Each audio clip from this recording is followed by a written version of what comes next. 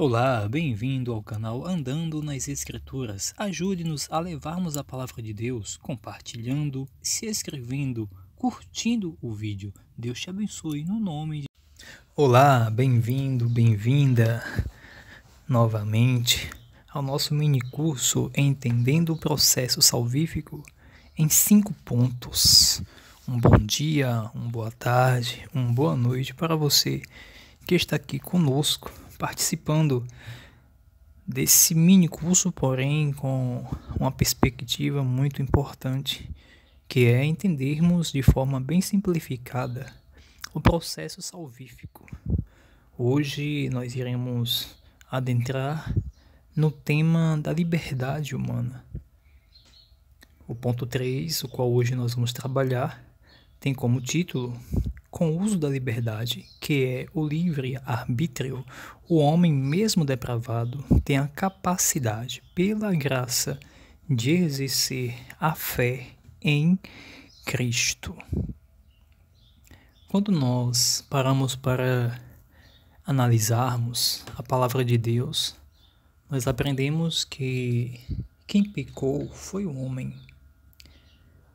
Deus, ele, assim como nós estudamos na introdução, Deus, ele criou o homem de forma plena, completa, e deu ao homem um pouco de si ao compartilhar com o homem a sua imagem e semelhança. Ou seja, o homem, no ato da criação, ele já tinha em si toda uma completude necessária para viver uma vida de gozo, uma vida de paz, uma vida de eterna felicidade. Além disso, poder viver perto do seu Criador. Ou seja, Deus deu ao homem todos os atributos necessários para que o homem pudesse viver uma vida tranquila na terra. E eu estou falando isso aqui para que nós possamos entender que o agente que pecou foi o homem. Foi o homem quem pecou. Foi o homem quem transgrediu. Foi o homem que desobedeceu. Bem, verdade é que a serpente, sendo usada ali pelo diabo, ela, de uma certa forma, mexeu com o psicológico do homem, tentando deturpar aquilo que Deus falou ao homem. Porém, isso não exclui do homem a responsabilidade a qual ele tinha de dizer não à tentação do inimigo. Ou seja, o total responsável pela queda, pelo pecado, foi o homem. A Bíblia diz que o homem ele é tentado por aquilo que há dentro dele. Ou seja, o que está fora do homem pode simplesmente atiçar, pode simplesmente supervalorizar aquilo que está dentro do homem. Porém, nada do que está fora do homem pode forçá-lo a pecar. A Bíblia diz que o homem ele é atraído por aquilo que está dentro dele, que é a concupiscência dos olhos, a concupiscência da carne, a soberba da vida. Ou seja, o homem ele sempre teve o poder, o governo em suas mãos, de dizer sim ou não às tentações, ao pecado, ao engano, a Satanás. Ou seja, Deus ele deu ao homem o livre-arbítrio. Deus, ele concedeu ao homem liberdade de o homem tomar todas as decisões, sejam decisões que levassem ele à vida ou decisões que levassem ele à morte. Toda essa introdução se faz necessário para que nós possamos entender que o agente responsável pelo pecado foi o homem.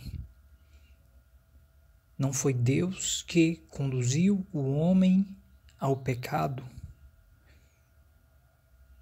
Existem algumas visões, alguns entendimentos aonde se defende que foi Deus quem decretou a queda do homem.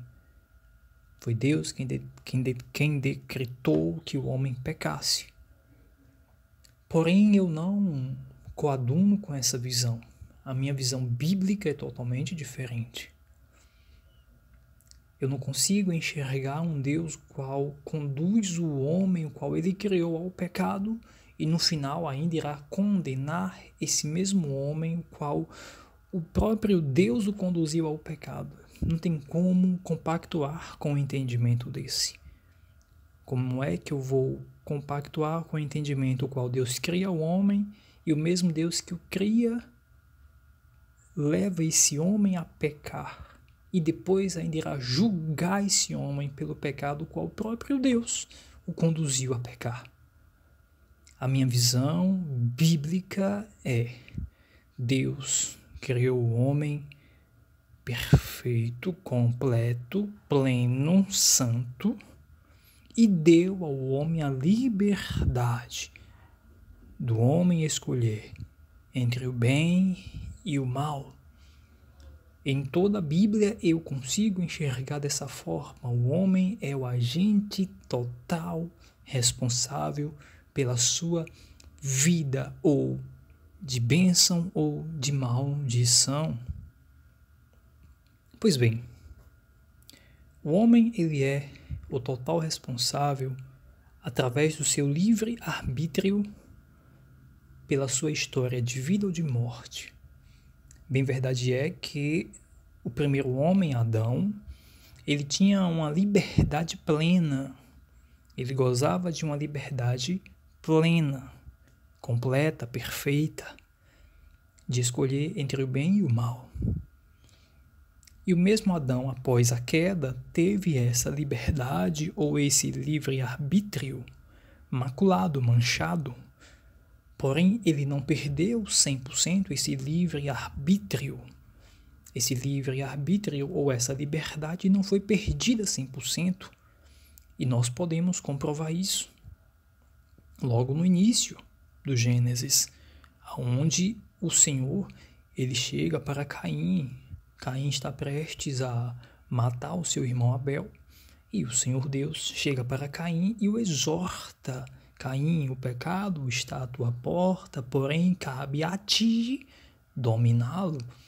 Ou seja, Caim já era um fruto, já era filho de Adão, não é? Um fruto do relacionamento com Adão e a sua esposa após o pecado.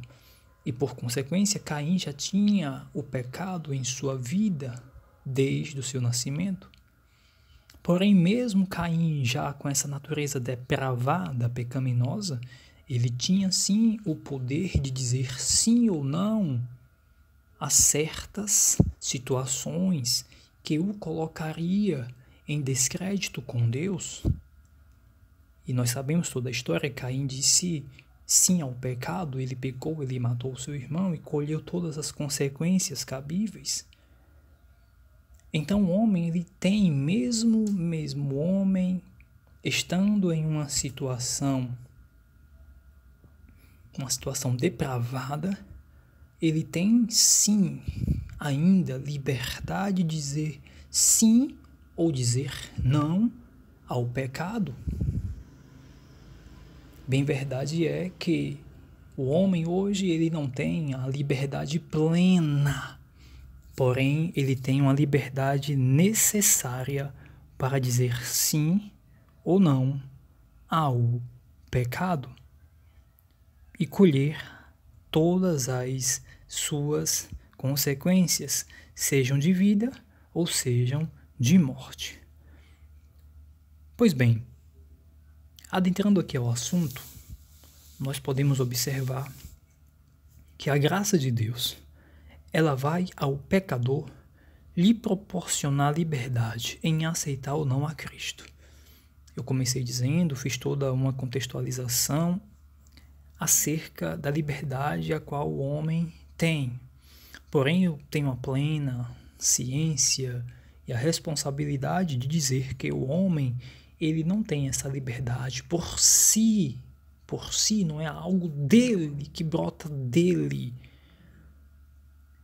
Porém, a Bíblia, ela revela que o homem foi criado à imagem e semelhança de Deus. Quando o homem peca, essa imagem e semelhança de Deus, ela é maculada de uma tal forma, porém, ainda existe ali resquícios dessa imagem.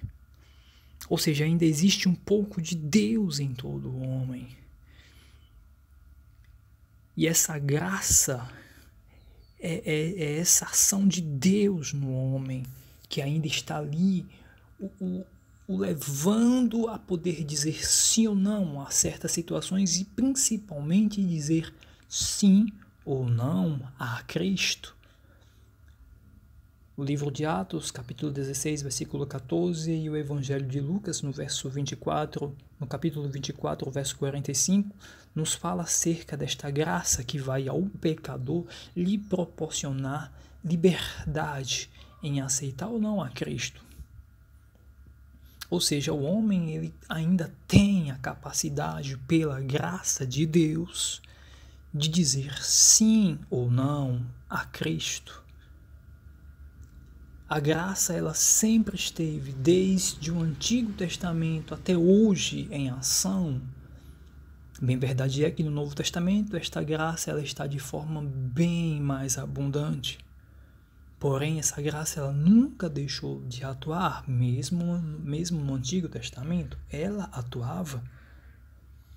E a atuação da graça, ela tem uma função muito peculiar, que é ajudar o homem pecador a escolher o bem, a escolher a vida, a escolher a paz, a escolher a Cristo. A graça, ela está a todo momento indo ao mais vil pecador, conceder a ele e a ela a capacidade de ele ou de ela dizer sim ou não a Cristo. Quando nós lemos a palavra de Deus, nós aprendemos que Deus, ele cobrará cada ser humano, cada um, conforme as suas escolhas. A gente pode ver isso em Deuteronômio, capítulo 11, versículo 26, Daniel, capítulo 12, verso 2, Apocalipse, capítulo 20, verso 12, 13, e o capítulo 22 de Apocalipse, verso 12, nós vemos que Deus irá cobrar a cada um segundo as suas escolhas, ou segundo as suas obras. Pois bem, pense aqui comigo, como Deus iria poder cobrar justamente a cada um segundo as suas obras se essa pessoa não fosse responsável? Como Deus iria poder cobrar a cada pessoa segundo as suas obras, segundo as suas escolhas, se essas mesmas pessoas não tivessem liberdade, por mais que não seja uma liberdade plena, mas uma liberdade necessária para poder dizer sim ou não ao mal, ao pecado, enfim? Então a Bíblia nos dá respaldo que sim, o homem, ele tem uma certa liberdade de escolher entre a vida e a morte. Todo ser humano tem, pela graça, o poder de dizer sim ou não a Cristo, ao pecado, ao mal que o rodeia.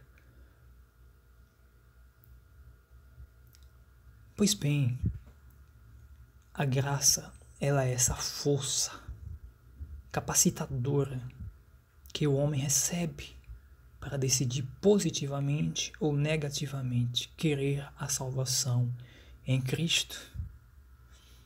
Então, meu amigo, minha amiga, você que está aqui conosco, participando desse nosso ponto 3 do nosso mini curso,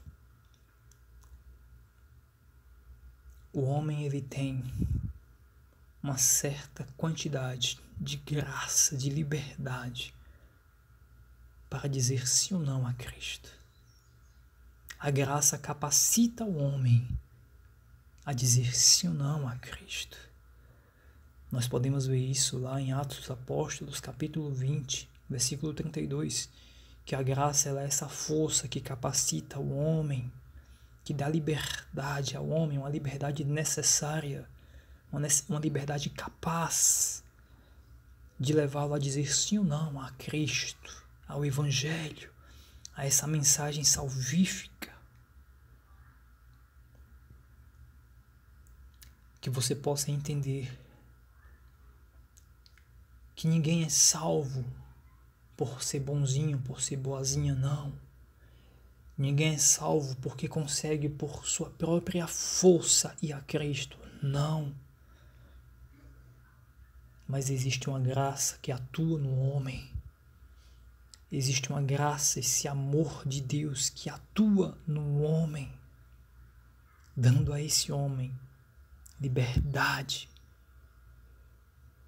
dando a esse homem força para que ele possa responder ou positivamente ou negativamente à salvação que é em Cristo Jesus. Então esse é o nosso terceiro encontro, esse é o nosso terceiro ponto, que você possa meditar em tudo que foi falado, que você possa estar lendo cada referência aqui passada. Não tem como ficar lendo cada referência, porque iria ficar bem extenso esse nosso vídeo, mas que você possa lê-lo em sua casa, meditar nele e colher vida para a sua vida. Você é livre, você tem liberdade para dizer sim ou para dizer não a Cristo. Diga sim a Cristo e receba vida e vida em abundância. Que Deus te abençoe, que Deus te guarde, que Deus te dê cada dia mais graça para que você possa viver a verdadeira vida que é em Cristo Jesus.